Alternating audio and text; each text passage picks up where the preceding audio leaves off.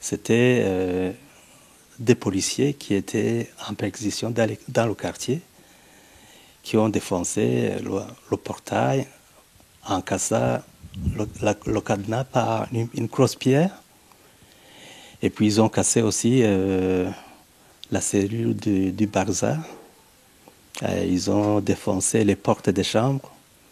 Ils ont saccagé tout dans les chambres, les habits, ils ont mis sans dessus le matelas, les valises ont été éventrées. Même au salon, ils ont chambardé le mobilier. A priori, je ne vois pas ce qu'ils cherchaient, mais dans les motifs de perquisition, ce que j'ai appris, c'est qu'ils étaient à la recherche des armes, mais moi, je ne possède aucune arme, ni blanche, ni arme à feu. Alors, j'aurais appris peut-être qu'ils étaient à la poursuite de quelqu'un d'autre qui habite une parcelle derrière, qui se serait échappé au moment de la perquisition. Peut-être qu'ils croyaient qu'ils se seraient réfugiés chez moi.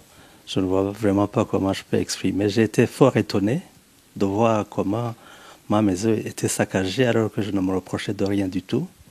Dans le premier constat que j'ai fait, j'ai remarqué qu'il y avait une grosse somme d'argent qui était sur la table de chevet dans la chambre, qui a disparu. C'était un montant de 2 620 000 francs, plus une liasse de 250 000 francs qui était à côté. Après, j'ai constaté aussi qu'il y avait 6 bouteilles de vin, Baron d'Arignac, qui ont disparu. Mon interprétation, c'est que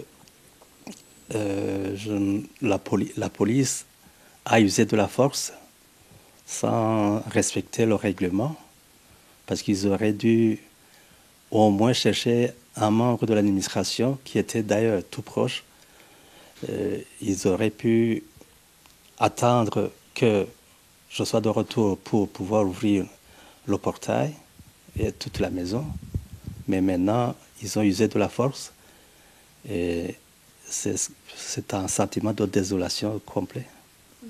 Je demanderai à la justice de dire son droit, de me rétablir dans mes droits, de faire réparer la maison qu'ils ont saccagée. Si possible, qu'on me rembourse la somme d'argent qui a été volatilisée.